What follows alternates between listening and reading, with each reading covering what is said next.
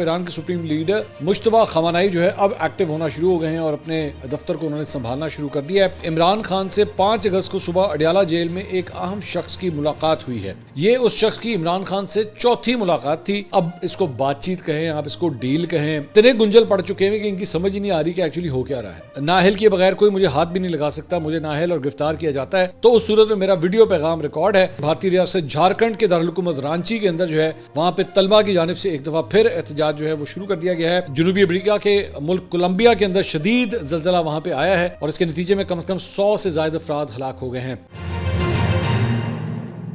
السلام علیکم ناظرین، میں ہوں منصور علی خان۔ اپنے ڈیل چینل کے اوپر آپ کو خوش آمدید کہیں گے۔ پچھلے 12 گھنٹے کی عام ترین خبروں کے ساتھ ایک دفعہ پھر آپ کے سامنے حاضر۔ آپ سے درخواست، چینل کو سبسکرائب کرنا مت بھولیے، بیل آئیکن پریس کیجیے۔ اگر آپ کو ہماری ویڈیو پسند آئے اسے لائک اور شیئر ضرور کیجیے گا۔ میں جناب چند دنوں کے سفر کے اوپر روانہ ہونے لگا ہوں اور اگلے 4-5 دن جو ہے وہ آپ سے اس اسٹوڈیو سے ملاقات نہیں ہوگی اور جہاں جہاں بھی جاؤں گا وہاں سے آپ کو اپڈیٹ میں کرتا رہوں گا، لیکن ویلاگ کا سلسلہ جو ہے وہ جاری رہے گا۔ آپ کو اپڈیٹس جو ہے وہ ہم دیتے رہیں گے۔ آج ویلاگ کا آغاز جو ہے وہ ہمارے بہت سے لوگوں نے، سبسکرائبرز نے، فالوز نے، انہوں نے کہا کہ جناب آپ ایران امریکہ کے حوالے سے بات نہیں کر رہے، لوکل پالیٹکس کے اوپر کافی بات ہوگی، تو لے جناب آج کا ویلاگ جو ہے وہ آپ کو ایران کے حوالے سے جو اپڈیٹس ہیں وہاں سے سٹارٹ کروں گا، لیکن اس کے بعد لوکل پالیٹکس کی طرف بھی جو ہے وہ جائیں گے اور ساتھ ہی ساتھ چند بڑی اہم فوٹیجز آپ کو دکھانی ہے۔ ایک بڑا ہی خوفناک زلزلہ آیا ہے، وہ بھی اس کی فوٹیجز بھی ابھی تھوڑی دیر میں ویلاگ کے آخر میں چل کے میں آپ کو دکھاؤں گا، تو اینڈ تک آپ نے اس ویڈیو کو جو ہے وہ ضرور دیکھنا ہے۔ سب سے پہلے ایران کے حوالے سے جناب ایران کے سپریم لیڈر مجتبیٰ خامنہئی جو ہے اب ایکٹیو ہونا شروع ہو گئے ہیں اور اپنے دفتر کو انہوں نے سنبھالنا شروع کر دیا ہے۔ انہوں نے مسلح افواج کے اعلیٰ عہدے کے اوپر کئی عام فوجی کمانڈروں کی تقرریاں کر دی ہیں۔ ایرانی میڈیا کے مطابق میجر جنرل علی عبداللہی کو مسلح افواج کا چیف آف جنرل سٹاف مقرر کیا گیا ہے۔ امیر قمر حیدری کو deputy chief of general staff کی ذمہ داری سونپی گئی ہے، جبکہ میجر جنرل احمد واحدی کو اسلامی انقلابی گارڈ کور کا کمانڈر جو ہے مقرر کیا گیا ہے۔ اور اسی طرح ایرانی میڈیا کے مطابق میجر جنرل مصطفیٰ ازیدی کو IRGC کا ڈپٹی کمانڈر جو ہے وہ مقرر کیا گیا ہے۔ اس کے علاوہ ایرانی سپریم لیڈر آیت اللہ مجتبیٰ خامنہئی نے ایرانی صدر مسعود پزشکیان سے بھی جو ہے وہ اب ملاقات کی ہے۔ ایکس پر مجتبیٰ خامنہئی نے گزشتہ شب مختلف بیانات جاری کیے اور بتایا کہ ملاقات کے دوران دونوں رہنماؤں نے ملک کے اقتصادی اور فوجی امور کے اوپر جو ہے وہ تبادلہ خیال کیا ہے۔ دونوں رہنماؤں نے بات چیت میں عوام کی معاشی ضروریات، ایران کے خلاف امریکہ اور اسرائیل کی جارحانہ جنگی صورتحال اور مستقبل کے امکانات، فوجی پیش رفت، وسائل کے حصول اور ایرانی ریال، غیر ملکی زر مبادلہ اور توانائی کے اخراجات کے انتظام کے طریقہ کار کے علاوہ غیر ملکی شراکت داروں کے ساتھ اقتصادی روابط کے امور کے اوپر جو ہے وہ گفتگو کی ہے۔ اس سے آپ کو آئیڈیا ہو رہا ہے کہ مجتبیٰ خامنہئی جو ہے وہ اب ایکٹیو ہونا شروع ہو گئے ہیں۔ اس کے علاوہ مجتبیٰ خامنہئی نے محمد باقر ذوالقدر کو اپنا سیاسی مشیر، جبکہ ڈاکٹر محسن رضائی کو سپریم نیشنل سیکیورٹی کونسل میں اپنا نمائندہ مقرر کر دیا ہے۔ سماجی رابطوں کی ویب سائٹ پر مجتبیٰ خامنہئی نے محمد باقر ذوالقدر اور ڈاکٹر محسن رضائی کے نام مختلف پیغامات جو ہے وہ جاری کیے ہیں۔ اس کے علاوہ ایران کے نئے سپریم لیڈر مجتبیٰ خامنہئی پہلی بار عوام کے سامنے بتایا جا رہا ہے کہ وہ آ سکتے ہیں۔ ایرانی حکام کے مطابق مجتبیٰ خامنہئی کی عوام کے درمیان موجودگی، سڑکوں پر آمد اور مسلح افواج کے کمانڈروں سے ملاقاتوں کی ویڈیوز آئندہ چند روز میں جاری کیے جانے کا امکان ہے۔ غیر ملکی میڈیا کے مطابق ایرانی پاسداران انقلاب سے منسلک بسیج تنظیم کے نائب سربراہ قاسم قریشی نے تصدیق کی ہے کہ نئے سپریم لیڈر جلد عوام سے رابطہ کریں گے۔ اس کے علاوہ ایران نے دعویٰ کیا ہے کہ اس کے جدید میزائل دوران پرواز، فضا اور اپنا راستہ اور ہدف تبدیل کرنے کی مکمل صلاحیت رکھتے ہیں۔ ترجمان پاسدار انقلاب بریگیڈیئر جنرل حسین مجتبیٰ کا کہنا ہے کہ ہمارے میزائل دشمن کے فضائی دفاعی نظام کو چکمہ دینے کے لیے فضا میں اپنا راستہ بدل سکتے ہیں۔ ایرانی میزائل اب روایتی نہیں رہے جنہیں صرف ایک مقام سے فائر کیا جائے اور وہ دوسرے پر جا گریں۔ انہوں نے کہا یعنی وہ اگر آپ ان کو فائر کریں تو وہ رستے سے ہی اپنا ٹارگٹ جو ہے وہ تبدیل بھی کر سکتے ہیں۔ اس کے علاوہ ایران کی جانب سے جناب اپنے جنگ کے نقصانات کا ازالہ مانگنے پر امریکی صدر نے رد عمل دیتے ہوئے الٹا ایران سے معاوضے کا مطالبہ کر دیا۔ انہوں نے کہا بھائی تسی ساڈے پیسے دینے ہیں۔ سوشل میڈیا پر جاری ڈونلڈ ٹرمپ نے کہا کہ ایران کے نمائندے جنگ سے ہونے والے نقصانات کے معاوضے کا مطالبہ کر رہے ہیں۔ ہماری کسی بھی بات چیت میں معاوضے کا مطالبہ کبھی زیر بحث نہیں آیا۔ اب میں بھی ایران سے معاوضے کا مطالبہ کرتا ہوں، سڑک کنارے بموں سے ہونے والی ہلاکتوں کا معاوضہ دیا جائے۔ انہوں نے کہا کہ ان کارروائیوں کی قیادت جنرل سلیمانی جیسے افراد کرتے رہے۔ 50 برس میں ہلاک ہونے والے لاکھوں مظاہرین کے خاندانوں کو معاوضہ دیا جائے۔ ٹرمپ نے کہا کہ انہوں نے اپنے نمائندوں کو آئندہ ہر مذاکرات میں یہ مطالبات سامنے رکھنے کی ہدایت کر دی ہے کہ جناب اب جو ہے ہم بھی ہر دفعہ جو ہے وہ آپ سے پیسے ضرور مانگیں گے۔ اس کے علاوہ پاکستان کے نائب وزیر اعظم اور وزیر خارجہ اسحاق ڈار نے سعودی عرب، ایران اور کویت کے وزراء خارجہ سے رابطہ کیا ہے اور اہم امور کے اوپر تبادلہ خیال کیا گیا ہے۔ کویتی وزیر خارجہ نے پاکستان، سعودی عرب اور ترکیہ کے مشترکہ دفاعی معاہدے پر پاکستان کو مبارکباد دی ہے۔ اس کے علاوہ جناب ترجمان ایرانی وزارت خارجہ اسماعیل بقائی کا کہنا ہے کہ سعودیہ، ترکیہ اور پاکستان کے درمیان دفاعی معاہدہ ایران کے لیے خطرہ نہیں ہے۔ میڈیا کو بریفنگ دیتے ہوئے اسماعیل بقائی نے کہا کہ مشرق وسطیٰ میں عدم سلامتی کا سبب امریکہ ہے۔ خلیجی ممالک کو ایران کے خلاف حملوں کے لیے امریکہ کو اپنی سرزمین استعمال کرنے کی اجازت نہیں دینا چاہیے۔ ان کا کہنا تھا کہ کسی تیسرے فریق کی مداخلت نہ ہو تو آبِ ہرمز کھل سکتی ہے۔ عمان کے ساتھ معاہدہ آبِ ہرمز میں جہاز رانی کے تحفظ کا ضامن نہیں۔ آبِ ہرمز کے معاملے پر عمان کے ساتھ معاہدے میں امریکہ شامل نہیں ہے۔ اس کے علاوہ جناب آزاد کشمیر کے اندر جو الیکشنز ہوئے ہیں اس کا آخری مرحلہ، تیسرا مرحلہ جو ہے وہ مکمل ہوا ہے، اور اس کے بعد ووٹوں کی گنتی کا عمل ابھی بھی جاری ہے جب میں ویڈیو ریکارڈ کر رہا ہوں۔ اور مختلف جو حلقوں سے غیر حتمی اور غیر سرکاری نتائج آئے ہیں اس میں باغ کی 3 اور حویلی کہوٹہ کی 1 نشست کے اوپر جو ہے وہ انتخاب ہوا، جہاں 82 امیدوار میدان میں تھے۔ LA 14 باغ میں 214 پولنگ اسٹیشنز کے غیر حتمی غیر سرکاری نتائج کے مطابق عوامی دست و بازو کے امیدوار 40,474 ووٹ لے کر کامیاب ہو گئے ہیں، جبکہ سابق وزیر اعظم سردار عتیق 19,234 ووٹ لے کر دوسرے نمبر کے اوپر آئے ہیں۔ اور اس کا سب سے انتخابات کا اب تک کا سب سے بڑا اپسیٹ جو ہوا ہے وہ مجاہد اول سردار عبدالقیوم خان مرحوم کے فرزند سابق وزیر اعظم سردار عتیق اپنی آبائی سیٹ بچانے میں جو ہے وہ ناکام رہے ہیں۔ یہ اب تک کا سب سے بڑا اپسیٹ ہے۔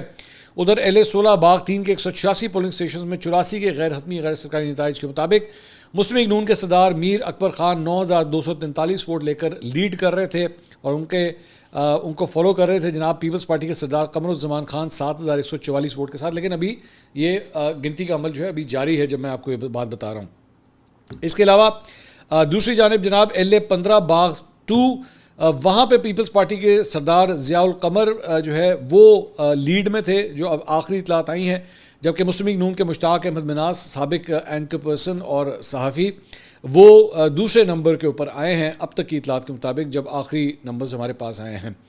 اس کے علاوہ جناب جرنلسٹ رضوان غلزئی انہوں نے جناب ایک انکشاف کیا ہے، اور انہوں نے کہا ہے کہ جناب عمران خان سے 5 اگست کو صبح اڈیالہ جیل میں ایک اہم شخص کی ملاقات ہوئی ہے۔ یہ اس شخص کی عمران خان سے 4تھی ملاقات تھی۔ اس ملاقات میں کیا چیزیں زیر بحث آئیں اس کا مجھے نہیں پتا، ظاہر ہے کہ 1 to 1 ملاقات تھی تو کیا بات ہوئی وہ فرشتے ہی بتا سکتے ہیں۔ یہ ایک ہی بندے کی عمران خان سے 4تھی ملاقات ہے، چونکہ پہلے سے ہوئی ملاقاتوں کے تسلسل میں تھی تو اس سے لگتا ہے کہ معاملات سنجیدہ ہو رہے ہیں، بات چیت سنجیدہ ہو رہی ہے۔ لانگ مارچ کی لمبی تاریخ دینے کا ایک مقصد یہ بھی تھا کہ پس پردہ جو سنجیدہ بات چیت چل رہی ہے اس میں کسی قسم کا خلل نہ ہو۔ یعنی رضوان غلزئی یہ بتا رہے ہیں کہ جناب اب اس کو بات چیت کہیں، آپ اس کو ڈیل کہیں، یہ کس کی فیور میں جائے گی یہ تو ہمیں نہیں پتا۔ اگر ان کی خبر صحیح ہے تو پس پردہ جو ہے وہ بات چیت جو ہے وہ، اور اب آپ کو سمجھ آتی ہے کہ بیسکلی یہ جو اتنی لمبی ڈیٹ آئی ہے کہ جی وہ 27 ستمبر کو جا کے ہم لانگ مارچ کریں گے، تو اس کی وجہ کیا ہے کہ پیچھے بات چیت چل رہی ہے۔ اب ساڑھی گل ہو گئی ہے تک کہانی جاتی ہے کہ نہیں جاتی، we'll have to wait and see, لیکن یہ انہوں نے ایک انکشاف کیا ہے۔ اس کے علاوہ جہاں پہ پاکستان تحریک انصاف کے یہ مسائل چل رہے ہیں وہیں پہ جناب ایک آڈیو لیک ہو گئی ہے کل رات کو، اور وہ ہے پاکستان تحریک انصاف کے مرکزی سیکرٹری جنرل سلمان اکرم راجہ اور پاکستان تحریک انصاف کی جو سینیٹر ہے مشال یوسف زئی، ان کی مبینہ آڈیو لیک جو ہے وہ سامنے آئی ہے۔ اس کے اندر ہے کیا، سنیے گا ذرا۔ اوے بی بی، میری زندگی ایک کھلی کتاب ہے، میں نے زندگی ایسے نہیں گزاری، میری زندگی کا ایک لمحہ نہیں ہے جس پہ کوئی انگلی اٹھا سکے۔ بولو جو بول سکتی ہو تم، کون سی بات میں نے کی ہے جو سازش تھی، بتاؤ سب کو میری سازش۔ میری زندگی ہر بندہ جانتا ہے جو مجھے جانتا ہے 5 سال کی عمر سے، ایک لمحہ ایسا نہیں ہے جس کے بارے میں مجھے کوئی شرم ہو یا جس کو مجھے چھپانے کی ضرورت ہو۔ میں نے بہت کھلی زندگی گزاری ہے، سچ کے ساتھ، ہمت کے ساتھ۔ بولو اب تم۔ اور عدالتوں میں پارلیمنٹیرینز کا کام نہیں ہے سر، پارلیمنٹیرینز عدالتوں کے باہر کھڑے ہوں گے۔ پریشر آپ کے بار کونسل کے ممبرز نے بنانا ہے، جن کے کو آپ نے پیسے لے کے ٹکٹس دیے، سازشیں اور لابنگ کر کر کے آپ نے اپنی ٹیم جن کا پی ٹی آئی اور LF سے کوئی تعلق نہیں تھا ان کو ممبران بنایا، اپنی فیسز بڑھائیں، اپنے لیے کروڑوں کی کنسلٹنسیاں لیں۔ کہاں ہیں لوگ؟ آپ نے کوئی دیکھے ہیں؟ آپ مجھے دکھائیں نا کوئی ایک شخص، مجھے غلط ثابت کرے، میں اس گروپ پہ معافی مانگ لوں گی۔ لیکن سازشیں ہوئی ہیں سر، جھوٹ بولا گیا ہے، اور آپ روز آ کے کہتے ہیں پارلیمنٹیرینز یہ وہ۔ جواب دیں ہمیں، کدھر ہے پاکستان بار کونسلز کے ممبرز، کدھر ہے پنجاب بار کونسل کے ممبرز؟ آپ نے کی ہے سازشیں، آپ نے خان صاحب کے اکاؤنٹ کو استعمال کر کے اپنے لیے ٹویٹیں کرائی ہے، آپ نے بہت کچھ کرایا ہے. میں لکھنے پہ آؤں نا سر تو ایسی ایسی باتیں ہیں کہ آپ خود حیران پریشان ہو جائیں گے کہ خان صاحب کے سامنے کیا کیا کہا گیا ہے. تو یہ جناب آپ نے سلمان اکرم راجہ اور مشال یوسف زئی کی آپ نے گفتگو سنی. سلمان اکرم راجہ صاحب کی جو ہے یہ میرا خیال میں دوسری خاتون ہے جن سے لڑائی ہو گئی. اس سے پہلے عالیہ حمزہ صاحبہ سے بھی جو ہے وہ ایک بڑی بری قسم کی جو ہے وہ لڑائی ہوئی تھی. اب مشال یوسف زئی کے ساتھ بھی جو ہے وہ لڑائی ہو گئی ہے. آپس میں اتنے فریکچرز ہیں, آپس میں اتنی لڑائیاں ہیں کہ مجھے تو اب تو میں بھول گیا ہوں کہ آج کل کس کی لڑائی کس کے ساتھ چل رہی ہے اور کون کس کے گروپ سے تعلق رکھتا ہے, کون کس کے ساتھ ہے اور کون کس کے خلاف ہے, اور کون پہلے ساتھ تھا اب خلاف ہے, یہ بھی مجھے یاد نہیں ہے. فرینکلی اسپیکنگ اتنے گنجل پڑ چکے ہیں. جو لوگ خاص طور پہ پتنگ بازی کے شوقین ہیں ان کو آئیڈیا ہوگا گنجل جو ہے کتنی اوکھی چیز ہوتی ہے. تو اتنے گنجل پڑ چکے ہیں کہ ان کی سمجھ ہی نہیں آ رہی کہ ایکچولی ہو کیا رہا ہے. اور اٹ از سو امبیرسنگ کہ اس طرح کی آڈیوز جو ہے وہ کل ساری مین اسٹریم میڈیا کے اوپر جو ہے یہ آڈیو چلی ہے جو ابھی میں نے آپ کو سنائی ہے. تو یہ صورتحال ہے. اب یہ بندہ جب اس قسم کی چیزیں ان کے کارکن سنتے ہوں گے کہتے ہوں گے یار کیا تم لوگوں کے پیچھے کون جا کے کھڑا ہو. یہ تو تم لوگوں کے حال ہے کہ آپس میں جو ہے واٹس ایپ گروپوں کے اندر یہ واٹس ایپ کے اوپر میرے خیال میں ایک دوسرے کو آڈیوز جو ہیں وہ سنائی گئی ہیں. تو آپس میں جو ہے یہ صورتحال ہے تو کون تم لوگوں کے پیچھے جو ہے وہ جائے گا. اس کے علاوہ جناب سہیل آفریدی صاحب نے جو ہے وہ 3 انٹرویوز کل ان کے نشر ہوئے, جیو کے اوپر, اے آر وائی کے اوپر, ایکسپریس کے اوپر. تو بدامی صاحب کو جو انہوں نے انٹرویو دیا ان سے جو سوال جواب ہوئے وہ ذرا میں آپ کے ساتھ شیئر کر دوں. ان سے سوال ہوا کہ 27 کو پشاور سے نکل کے اسلام آباد جا رہے ہیں, کہاں جائیں گے وہاں پر. انہوں نے کہا کہ جی جو بھی 27 کو کرنا ہے وہ 27 سے ایک ہفتہ پہلے ڈسکلوز کریں گے, تب تک ہم اپنی تیاری کریں گے. انہوں نے کہا ہم اسلام آباد جا رہے ہیں لیکن پنڈی میں اڈیالہ بھی آپشن ہو سکتا ہے, وہ کوئی بڑی بات نہیں ہے. ابھی صرف اتنا بتا سکتا ہوں کہ یہ نہ ایک دن کا احتجاج ہے اور نہ ایک جگہ پر, یعنی ان کا کہنا ہے کہ اگر یہ ہم احتجاج شروع کریں گے تو لمبا کام ہوگا, چھوٹا موٹا نہیں ہوگا. اس کے بعد انہوں نے کہا کہ راستے میں اگر کنٹینر وغیرہ ہوئے تو اس کو ہٹانا ہمارے کارکنوں کے لیے بائیں ہاتھ کا کام ہے. ان سے سوال ہوا کہ سہیل آفریدی کے ساتھ ریاستی مشینری بھی ہوگی, کیونکہ گنڈا پور صاحب جب نکلے تھے تو ان کے اوپر یہ تنقید ہوتی تھی کہ جناب ریاستی مشینری کا جو ہے وہ استعمال کیا جا رہا ہے, کرینز کا, ایمبولینسز کا, یہ ساری چیزیں جو ہیں وہ ساتھ جا رہی ہیں. تو اس مرتبہ انہوں نے سہیل آفریدی صاحب نے کہا کہ جناب ہمارے ساتھ کوئی ریاستی مشینری جو ہے وہ نہیں ہوگی, اور انہوں نے کہا صرف کارکنان ہوں گے اور ہماری پارٹی جو ہے وہ خود اس لانگ مارچ کو فائنانس کرے گی. ان سے سوال ہوا کہ اسلام آباد میں, انہوں نے کہا اسلام آباد میں جہاں بھی جائیں گے وہاں اپنے مطالبات کی منظوری تک ہم بیٹھے رہیں گے. ان سے سوال ہوا ایسا کیا ہوگا کہ آپ 27 ستمبر کی کال ختم کر دیں. انہوں نے کہا اگر عمران خان سے ملاقاتوں پر پابندی ہٹا دی جائے اور فرض کریں عمران خان سے فیملی, وکلا اور ڈاکٹرز ملتے ہیں تو پھر اندر سے کوئی نہ کوئی پیغام تو آئے گا, تو پھر ہم خان صاحب کی ہدایت پر عمل کریں گے. ان سے سوال ہوا کہ عمران خان کی صحت کے حوالے سے حالیہ دنوں میں کچھ خرابی ہوئی ہے. انہوں نے کہا کہ مجھے اس حوالے سے کوئی اطلاع نہیں ہے, نہ عمران خان کی فیملی کی طرف سے, نہ بشرا بی بی کی فیملی کی طرف سے, نہ پارٹی کی لیڈرشپ کی طرف سے. ان سے سوال ہوا آپ کو لگتا ہے کہ 27 کی کال سے پہلے کوئی نہ کوئی سیاسی انگیجمنٹ ہو جائے گی. انہوں نے کہا ہم پولیٹیکل فورس ہیں, کوئی مسلح جتھا تو ہے نہیں کہ بندوں کو اکٹھا کر کے جیل پر حملہ کر دیں اور عمران خان کو نکال لیں یا اسلام آباد پر حملہ کر کے عمران خان کو رہا کروا لیں. ہم پریشر اس لیے بلڈ کر رہے ہیں تاکہ مثبت نتائج جو ہے وہ مل سکیں. ان سے سوال ہوا کہ آپ کو لگتا ہے کہ 27 قریب آنے پر پریشر کے نتیجے میں وہاں سے بھی انگیج کیا جائے گا.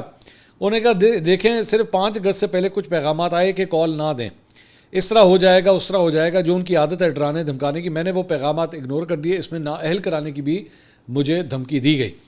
سوال ہوا کہ 27 ستمبر کو کتنے کارکن آئیں گے, تو انہوں نے کہا جناب 20 لاکھ سے زیادہ ہے. آپ کو یاد ہوگا میں نے پچھلے ویلاگ میں یہ 20 لاکھ کی بات کی تھی کہ 20 لاکھ بندہ کہاں سے آئے گا. ان سے سوال ہوا کہ 26 نومبر کو کتنے تھے. انہوں نے کہا یہ کوئی 4-5 لوگ جو ہے وہ 4-5 لاکھ لوگ جو ہے وہ آئے تھے تقریباً. انہوں نے کہا کہ گنڈا پور صاحب سے سابق وزیر اعلیٰ سے کوئی رابطہ ہے. انہوں نے کہا ہماری تمام لیڈرشپ علی امین گنڈا پور سمیت جو ہے وہ کنٹینر کے اوپر آپ کو نظر آئے گی. ان سے سوال ہوا کہ علیمہ خان نے اتنی لمبی تاریخ دینے پر ناراضی کا اظہار کیا, ان کو مطمئن کیوں نہیں کیا گیا. انہوں نے کہا آپ نے 27 ستمبر کے اعلان پر پاکستانیوں کا غصہ دیکھا, کہتے ہیں اتنی دیر کیوں کی, لیکن یہ تاریخ سیاسی مشاورت کے بعد رکھی گئی. علیمہ آپا غیر سیاسی ہیں, وہ نہ ہمارے کسی فیصلے میں مداخلت کرتی ہیں اور نہ اثر انداز ہوتی ہیں. ان کا اظہار ناراضی جینون ہے, لیکن ہم ان کو مطمئن کریں گے علیمہ خان بھی 27 ستمبر کو ہمارے ساتھ ہی ہوں گی. انہوں نے کہا ویسے وجہ کیا ہے 27 ستمبر کی کال اتنی لیٹ کیوں دی ہے. انہوں نے کہا بہت سی وجوہات ہیں, کچھ وجوہات انٹرنل رہتی ہیں وہ سامنے نہیں لا سکتے. بہرحال ستمبر میں یونیورسٹیز اور کالجز کی چھٹیاں ختم ہو رہی ہیں, عدالتوں کو ان کی چھٹیاں ختم ہو رہی ہے, گرمی کی شدت تھوڑی کم ہو جائے گی, موبلائزیشن کے لیے تھوڑا ہمیں ٹائم مل جائے گا. ان سے سوال ہوا کہ آپ کو خدشہ ہے کہ آپ کو گرفتار بھی کیا جا سکتا ہے. انہوں نے کہا نہیں, جب تک نااہل نہ کریں, نااہل کیے بغیر کوئی مجھے ہاتھ بھی نہیں لگا سکتا. مجھے نااہل اور گرفتار کیا جاتا ہے تو اس صورت میں میرا ویڈیو پیغام ریکارڈ ہے, پارٹی نے ذمہ داری مجھے دی ہے. اگر مجھے گرفتار کیا گیا تو پھر یہ جھنڈا کسی اور کے ہاتھ میں آ جائے گا, اور اگر اس کے ساتھ کچھ کیا جاتا ہے تو پھر جھنڈا کسی اور کے ہاتھ میں آ جائے گا. ABC پلان جو ہے وہ ہم نے کیا ہوا ہے.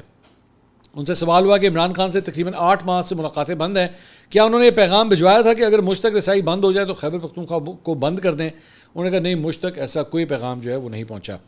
ان سے سوال ہوا کہ کیا آپ کو یہ کہا گیا تھا کہ صوبے کے امور چلانے کے لیے تیمور جھگڑا صاحب کو ڈپٹی وزیر اعلیٰ یا کسی اہم عہدے پر لگائیں؟ انہوں نے کہا کہ نہیں جی, مجھے ایسا کچھ نہیں کہا گیا تھا, مجھے صرف مزمل اسلم کا کہا گیا تھا, ان کو فائنانس پہ رکھنا ہے اور وہ بہترین کام کر رہے ہیں. پھر ان سے سوال ہوا کہ پارٹی کے لوگ عوامی سطح پر تنقید نہیں کریں گے, یہ تو عمران خان نے کہا تھا, پھر بھی آپ پہ تنقید ہو رہی ہے. انہوں نے کہا اگر میں کسی سے ملتا ہوں تو غدار کہہ دیتے ہیں, یہ نہیں ہونا چاہیے. شہباز گل کو پبلکلی نہیں کہنا چاہیے تھا, وہ مجھ سے پوچھ لیتے تو میں بتا دیتا. انہوں نے ملاقاتوں کی بات کی, میں نے اس کی تردید کر دی, اگر ان کے پاس مزید کوئی ملاقاتوں کے ثبوت ہے تو بتا دیں. ان سے سوال ہوا کہ عمران خان کے نام پر اربوں روپے کون بنا رہا ہے؟ انہوں نے کہا وہ جنید اکبر سوشل میڈیا کا کہہ رہے تھے. چلیں, آج پاکستان تحریک انصاف کو جو ہے وہ بیسکلی اپنے بھی جو لونڈے لپاڑے ہیں ان کے اوپر بھی اعتراض ہو رہا ہے کہ جناب اربوں روپے جو ہے وہ آپ سوشل میڈیا کے ذریعے کما چکے ہیں اور کما رہے ہیں. اب ان میں لونڈے لپاڑے کون کون ہیں, پاکستان کے اندر بھی اور پاکستان سے باہر بھی ہیں, ظاہری بات تو ان سے گلا شکوہ ہو رہا ہے. تو انہوں نے کہا وہ کسی منسٹر, جنید اکبر نے انہوں نے کہا وہ کسی منسٹر یا ڈپارٹمنٹ کی بات نہیں کر رہے تھے, اگر کوئی کسی کے خلاف کرپشن کے ثبوت لائے تو اسی دن ہم کارروائی کریں گے. ان سے سوال ہوا کہ کیا آپ مولانا کے پاس جائیں گے کہ وہ بھی احتجاج میں اپنے کارکنان کو بھیجیں؟ انہوں نے کہا اگر پارٹی فیصلہ کرے گی تو ضرور جاؤں گا مولانا کے پاس. ان سے سوال ہوا کہ کیا 2026 عمران خان کی رہائی کا سال ہے؟ تو انہوں نے کہا انشاءاللہ. اچھا, آپ سہیل حفیظی صاحب جو کچھ کہہ رہے ہیں اس طرح کی باتیں ماضی میں گنڈا پور صاحب بھی کہہ چکے ہیں, بہت سے لوگ جو ہے وہ اس طرح کی باتیں کہہ چکے ہیں کہ جی یہ والا سال جو ہے نا وہ ان کا ایک بڑا مشہور لونڈے لپاڑا ہے, وہ تو ہر سال ہر 6 مہینے کے بعد کوئی نہ کوئی ڈیٹ دیتا رہتا ہے, اس کی کوئی وقت نہیں ہے, اس کو لٹرلی لوگ اس کا مذاق اڑاتے ہیں. لیکن خیر, اب ظاہری بات ہے دس از دا سی ایم آف کے پی اسپیکنگ, لیٹس سی اس کی کیا کریڈیبلٹی ہے, ان کی آگے چل کے معاملہ جو ہے وہ کہاں جاتے ہیں. البتہ اسی انٹرویو کے اندر جو ہے ان سے شہباز گل کے حوالے سے ایک اور سوال کیا گیا تھا کہ کیا شہباز گل نے پی ٹی آئی کے بانی کا فون چوری کیا تھا, تو اس کا انہوں نے کوئی جواب نہیں دیا, اس سوال کو انہوں نے ٹال دیا, اور اس پہ جو شفیع جان نے جو پچھلے دنوں ایک پروگرام میں کہا تھا تو اس کو انہوں نے ٹال دیا. اس کے علاوہ جناب پاکستان پیپلز پارٹی کے ممبر قومی اسمبلی عبدالقادر پٹیل کے دفتر کلفٹن بلاک 9 میں فائرنگ کا واقعہ جو ہے پیش آیا ہے. ان کے دفتر پہ فائرنگ جو ہے وہ کی گئی ہے اور ان کا مقدمہ جو ہے عبدالقادر پٹیل کے پرسنل سیکرٹری کی مدیریت میں تھانہ بورڈ بیسن میں درج کیا گیا ہے. فائر میں اس میں کہا گیا کہ گاڑی میں سوار مسلح شخص یا افراد نے چلتی گاڑی سے فائرنگ کی اور فرار ہو گئے. واقعے کے وقت عبدالقادر پٹیل دفتر میں موجود تھے لیکن کوئی اللہ کا شکر ہے جانی نقصان نہیں ہوا. اس کے علاوہ مری میں یوم آزادی کے موقع پر امن و امان برقرار رکھنے کے لیے دفعہ 144 نافذ کر دی گئی. مری میں جاری نوٹیفیکیشن کے مطابق دفعہ 144 آج سے 16 اگست 2026 تک نافذ العمل رہے گی. نوٹیفیکیشن کے مطابق مال روڈ اور جی پی او چوک میں صرف فیملیز کو آنے کی اجازت ہوگی.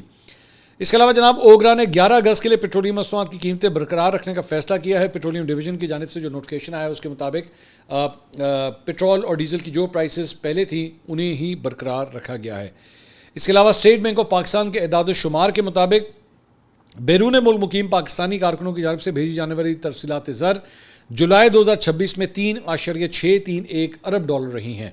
ترسیلات زر میں ماہانہ بنیاد پر 4.5%, جبکہ سالانہ بنیاد پر 13% کا اضافہ ریکارڈ کیا گیا ہے. اس کے علاوہ پنجاب کے ایک بڑی انٹرسٹنگ خبر جو ہے وہ سامنے آئی کہ پنجاب کے ضلع اکاڑا میں شہر رنالہ خرد میں گرین بس میں سفر کے دوران ایک مسافر کا موبائل فون جو ہے وہ چوری ہو گیا. اس واقعے کے بارے میں جب بس ڈرائیور کو پتہ لگا تو اس نے سب سے پہلے بس کے سارے دروازے بند کر دیے, اور دروازے بند کرنے کے بعد جناب وہ بس کو مسافروں سمیت جو ہے وہ تھانے لے گیا, اور وہاں پہ جا کے اس نے پولیس کو رپورٹ کی کہ جناب یہاں پہ ایک مسافر کے ساتھ یہ ہوا ہے کہ اس کا موبائل فون جو ہے وہ چوری ہو گیا. اور اس کے بعد وہاں پہ شروع ہوتی ہے سب کی تلاشی, اور اس کے بعد اس مسافر کا فون جو ہے وہ الٹیمیٹلی برآمد کر لیا جاتا ہے, اور جو اس کے اندر ملوث ملزم ہوتا ہے اس کے خلاف کارروائی کا آغاز کر دیا جا رہا ہے. تو یہ ایک بڑی بریلینٹ قسم کی جو ہے وہ موو تھی اس بس ڈرائیور کی کہ انہوں نے کہا بھائی جان اب مسافر کا جو فون ہے وہ تو ہر صورت جو ہے وہ ریکور ہوگا. پاکستان کے لیے جناب 2 خوشخبریاں ہیں, وہ آپ کے ساتھ شیئر کرنا چاہوں گا. پاکستان نے اسکریبل کے کھیل میں جناب ایک بار پھر عالمی سطح پر اپنی برتری ثابت کرتے ہوئے 21ویں ورلڈ یوتھ اسکریبل چیمپئن شپ میں شاندار کامیابی حاصل کی ہے. گرین شرٹس نے بہترین کارکردگی کی بدولت 7ویں مرتبہ عالمی ٹیم ٹائٹل جو ہے وہ اپنے نام کیا ہے. اس چیمپئن شپ میں مجموعی طور پر 11 مختلف ممالک سے 183 کھلاڑیوں نے شرکت کی. پاکستانی کھلاڑیوں نے پورے ایونٹ میں شاندار سپیڈ اور الفاظ کا بہترین چناؤ دکھاتے ہوئے سب سے زیادہ ٹرافیاں جیتی, اور ٹیم ایونٹ میں انہوں نے پہلی پوزیشن حاصل کی ہے. اس کے ساتھ ساتھ جناب محمد زبیر نے ای اسپورٹس ورلڈ کپ میں ٹیکن 8 کا ٹائٹل جو ہے وہ جیت لیا ہے. چیمپئن بننے پر ٹرافی کے ساتھ $3 لاکھ کی انہیں انعامی رقم بھی دی گئی ہے. پیرس کے ایکسپو پورٹ دے ورسائی میں 5 سے 8 اگست تک ہونے والے مقابلے میں دنیا بھر سے 32 کھلاڑیوں نے شرکت کی. زبیر نے سیمی فائنل میں اپنے ہم وطن اور 8 مرتبہ ایوو چیمپئن شپ جیتنے والے ارسلان ایش کو سنسنی خیز مقابلے کے بعد 5-4 سے شکست دے کر فائنل میں جگہ بنائی, اور اس کے بعد جنوبی کوریا کے معروف کھلاڑی کو فائنل میں 5-0 سے شکست دے کر ای اسپورٹس ورلڈ کپ میں ٹیکن 8 کا ٹائٹل جو ہے انہوں نے اپنے نام کر لیا. اس کے علاوہ جناب بھارت سے نریندر مودی کے لیے جو ہے دوبارہ پریشان کن خبریں جو ہیں وہ آنا شروع ہو گئی ہیں, اور اس کی وجہ یہ ہے کہ بھارتی ریاست جھارکھنڈ کے دارالحکومت رانچی کے اندر جو ہے وہاں پہ طلبہ کی جانب سے ایک دفعہ پھر احتجاج جو ہے وہ شروع کر دیا گیا ہے, اور اس مرتبہ وجہ جو ہے بتائی جا رہی ہے سرکاری ملازمتوں کے مسابقتی امتحانات میں مبینہ بے ضابطگیوں, پیپر لیک اور بدعنوانی کے خلاف احتجاج جو ہے وہ کیا گیا ہے, اور انہوں نے وہاں پہ اسمبلی کی طرف جانے کی کوشش کی ہے, مارچ کیا انہوں نے, اور مختلف اضلاع سے بڑی تعداد میں جو امیدوار تھے اسٹوڈنٹس سے وہ ٹرینوں, بسوں اور دیگر ذرائع سے رانچی پہنچے, اور طلباء نے ہاتھوں کے اندر جو ہے وہ پرچوں و مطالبات پر مبنی پلے کارڈز جو ہے وہ اٹھا رکھے تھے. فوٹیج بھی آپ سامنے دیکھ سکتے ہیں. مظاہرین نے اسمبلی کی جانب بڑھتے ہوئے پولیس کی جانب سے قائم کی گئی متعدد رکاوٹیں ہٹا دیں. پولیس نے منتشر کرنے کے لیے واٹر کینن کا استعمال کیا, تاہم کئی مظاہرین پیچھے ہٹنے کے بجائے آگے بڑھتے رہے. بعض مقامات پر پولیس کی جانب سے لاٹھی چارج بھی کیا گیا ہے. اور اس کے علاوہ جنوبی افریقہ کے ملک کولمبیا کے اندر شدید زلزلہ وہاں پہ آیا ہے, اور اس کے نتیجے میں کم از کم 100 سے زائد افراد ہلاک ہو گئے ہیں, اور جبکہ متعدد عمارتیں منہدم ہونے کے بعد امدادی ٹیمیں ملبے تلے دبے افراد کی تلاش اور بچاؤ کے کام میں مصروف ہیں. امریکہ اور کولمبیا کے ارضیاتی ماہرین کے مطابق زلزلے کی شدت 7.4 ریکٹر اسکیل کے اوپر جو ہے ریکارڈ کی گئی, جس کا مرکز ملک کے مغربی حصے میں زمین سے تقریباً 100 کلومیٹر گہرائی پر تھا. زلزلے کے جھٹکے سے نہ صرف کولمبیا بلکہ پڑوسی ممالک ایکواڈور, پیناما اور وینزویلا میں بھی یہ زلزلہ محسوس کیا گیا. کولمبیا کے دارالحکومت بوگوٹا میں بھی شہریوں نے خوف کے باعث جو ہے عمارتیں خالی کر دیں. چوکو صوبوں کے گورنر نے صوبائی رابطے کی ویب سائٹ کے اوپر کہا کہ صوبائی دارالحکومت کوئبدو میں شدید نقصان ہوا ہے, جہاں کئی عمارتیں گرنے کی ویڈیوز جو ہیں وہ سامنے آئی ہیں. یہ علاقہ زلزلے کے مرکز کے قریب واقع تھا, تاہم وہاں ہلاکتوں کی مکمل تعداد فوری طور پر فی الحال سامنے نہیں آ سکی ہے. اب تک کے لیے اتنا ہی. اگلی ویڈیو میں آپ سے دوبارہ ملاقات ہوگی. اللہ حافظ.